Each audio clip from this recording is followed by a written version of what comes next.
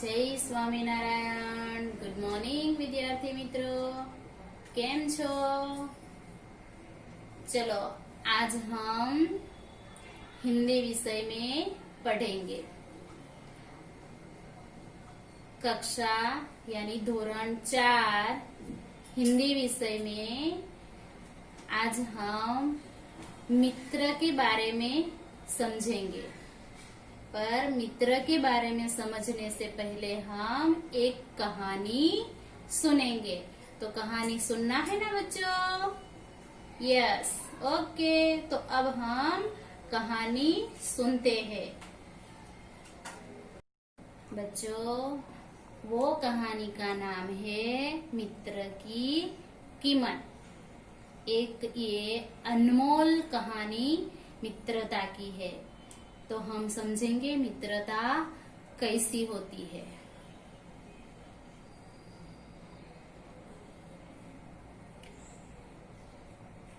तो बच्चों, मित्र हमारे कैसे होने चाहिए ये बात हमें यहाँ समझना है.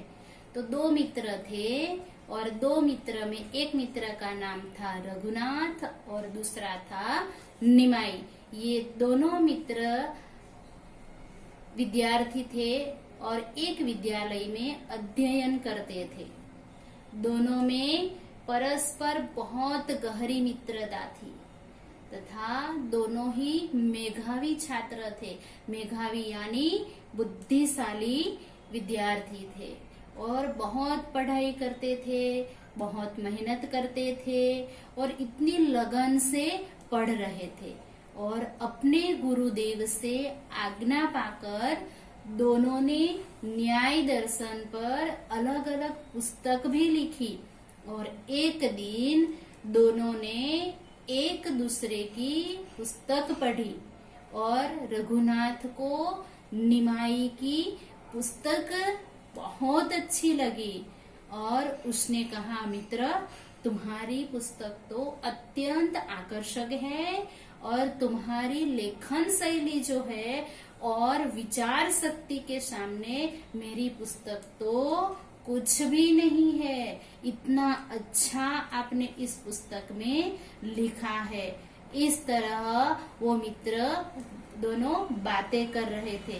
पर उसने कहा कि मेरी पुस्तक तो अच्छी नहीं है, पर मैं अपनी पुस्तक किस मुंह से गुरुजी को दिखलाऊंगा. और वह दिन भी आ पहुंचा जब गुरुदेव को अपनी अपनी पुस्तक दिखानी थी. और दोनों इस तरह बातें कर रहे थे दोनों मित्र कि मेरी पुस्तक अच्छी नहीं है, तुम्हारी पुस्तक बहुत अच्छी है. तो वो बातों में वह दिन भी आ गया कि गुरुदेव को उसका पुस्तक दिखाना था. और प्रथम आने वाले को गुरुजी तथा विद्यालय के छात्रों के समक्ष सम्मानित किया जाना था. और निमाई अपने ग्रंथ को इस तरह कपड़े में लपेटकर, यानी एक कपड़ा लिया और कपड़े में वो ग्रंथ रखकर और वो ग्रंथ झोले में डालकर मित्र रघुनाथ के पास पहुंचा. वह उदास बैठा था. उसे लगता था कि मेरा पुस्तक अच्छा नहीं है. इस तरह उदास बैठा था. तो उस निमाई ने उस रघुनाथ मित्र को पास जाकर बोले कि रघुनाथ चलो हम कहीं घूम आए, नदी किनारे घूमकर जल्दी लौट आएंगे. इस तरह निमाई ने रघुनाथ को नदी किनारे घूमने को जाने के लिए कहा. इतना कहकर निमाई ने उसे हाथ पकड़कर उठा लिया और दोनों नदी किनारे पहुंचे. निमाई ने पूछा, कुछ बोलते क्यों नहीं मित्र? तब उसने बताया, बस यूं ही, मुझे कुछ अच्छा नहीं लगता. लेकिन ये तुम्हारी चादर में क्या बंधा है? तो रघुनाथ ने जिज्ञासा से उसको पूछा. तब निमाई ने कहा, देखना चाहते हो तो खुशी से देख लो. तब निमाई ने अपना ग्रंथ उसकी ओर बढ़ाते हुए कहा, क्या कहा उसके मित्र ने कि अरे यह तो वही ग्रंथ है जो गुरु जी को आज देना है, लेकिन इस तरह बार बार दिखाकर मेरा दिल क्यों जलाते हो? आंसू बहाते हुए मित्र रघुनाथ ने कहा। जब ग्रंथ देखकर रघुनाथ को भी आंख में आंसू आ गए कि मेरा पुस्तक अच्छा नहीं है, तब निमाई ने बताया, मुझे इतना नीच मत समझो मित्र, यह ग्रंथ दिखाकर मैं तुम्हारा अपमान नहीं कर रहा। तुमसे बढ़कर मेरा और कौन हो सकता है? इस तरह मित्र ने कहा और इतना कहकर निमाई ने वह ग्रंथ नदी में फेंक दिया। यह क्या किया निमाई? इसके लिए तो तुम्हें कितना परिश्रम उठाना पड़ा होगा, और यह ग्रंथ तुम्हें संसार का महान नैतिक और महान विद्वान बना सकता है, और तुमने ये ग्रंथ नदी में फेंक दिया। मित्र रघुनाथ ने दुखी होकर निमाई को कहा। तब रघुनाथ को इस तरह निमाई को रघुनाथ ने नदी में फेंकते हुए जब देखा तो रघुनाथ को बाहों में भरकर, यानी अपने बाहों में भरकर निमाई ने कहा, मेरे मित्र की खुशी का मूल्य अधिक है, और ये ग्रंथ तो हाथ की बनाई चीज है, और ये ग्रंथ तो एक सामग्री है, मुझे इसकी चिंता नहीं, बस मित्रता सदा कायम रहे। तो बच्चों, वही निमाई आगे चलकर कौन कहलाए? चैतन्य महाप्रभु के नाम से जग में प्रसिद्ध हुए। तो देखो मित्र, हमने क्या समझा इस कहानी में कि निमाई और रघुनाथ दोनों मित्र थे, और दोनों मित्र थे तब पढ़ाई में भी अच्छे थे, बुद्धिशाली भी थे।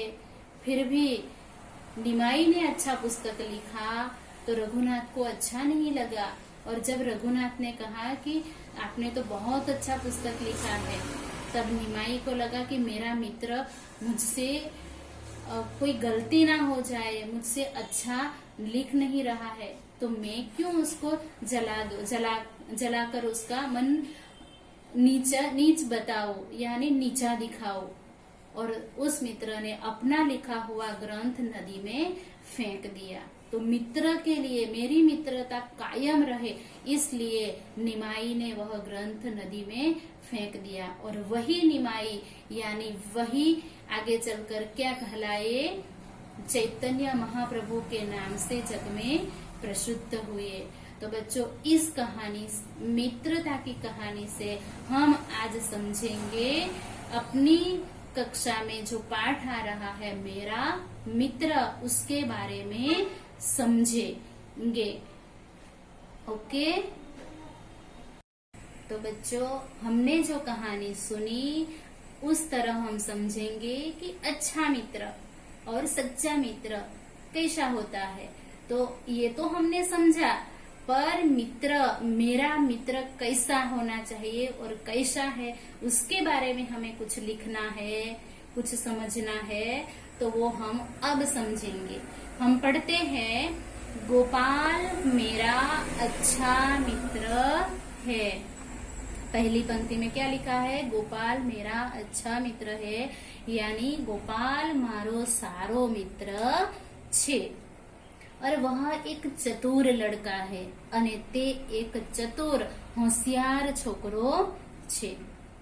पढ़ाई में उसे हर साल इनाम मिलते हैं, और અને એ શું કહે છે કે ભણવામાં એને દર વર્ષે ઇનામ પણ મળે છે। गोपाल हमारी क्रिकेट टीम का कप्तान है, અને આ गोपाल हमारी टीमનો कैप्टन छे।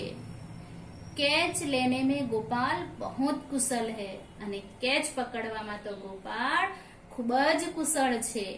तो हम एक दूसरे को बहुत चाहते हैं, અને અહીં કહે છે કે અમે એકબીજાને ખૂબ જ પ્રેમ કરીએ છીએ।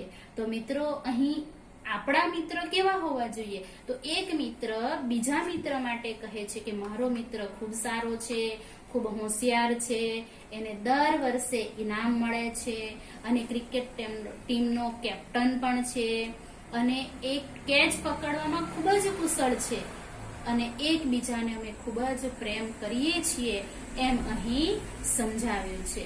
તો મિત્રો, હવે આપણે આ પાઠમાં જે સ્વાધ્યાય છે એ કેવી રીતે લખવાનું છે એ હું તમને સમજાવીશ. प्रश्न 1, कोष्टक से सही विकल्प चुनकर खाली जगह भरिए. यहाँ क्या लिखा है कि गोपाल मेरा अच्छा खाली जगह है. क्या है, भाई या मित्र?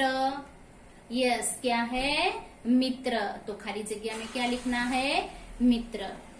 और दूसरी खाली जगह है, खाली जगह में उसे हर साल इनाम मिलते हैं. पढ़ाई में या खेल में? Yes, very good. किसमें? पढ़ाई में. और दूसरा प्रश्न है, निम्नलिखित प्रश्नों के उत्तर लिखिए. क्या कहा है यहाँ?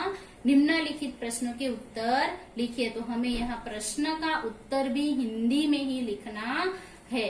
प्रश्न 1 है, गोपाल कैसा लड़का है?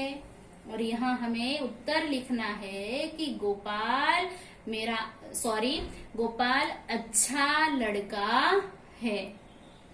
और दूसरा प्रश्न है, क्रिकेट टीम का कप्तान कौन है?